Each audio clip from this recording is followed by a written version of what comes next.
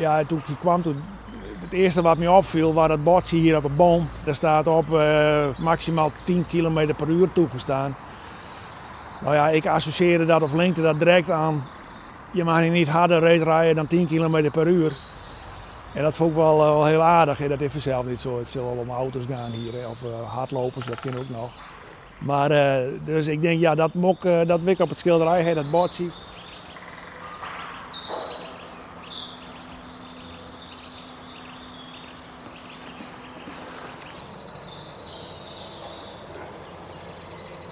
En wat ik mooi vond van dit plakje waren die twee grote bomen daar op het voorkant van het schilderij. En dat noemen ze in de schilderkunst repoussoir. Dat is dingen op de voorgrond zest, waar dus heel erg diepte creëert. En ja, dat is op dit schilderij heel mooi te zien. Als die twee bomen er niet voor staan hadden, dan waren het ja, ook wel diep. Er zat er ook diepte in vanzelf. Maar door die bomen op de voorkant te zetten, die het hele beeld kruisen, krijg je ontzettend veel diepgang erin.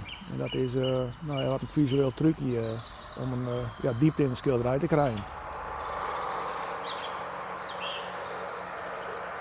Ik kom van het beeld, nou ja, daar staat misschien in totaal 1 of 2 bomen. Maar dus ik ben ja, die kale vlakte wat wend.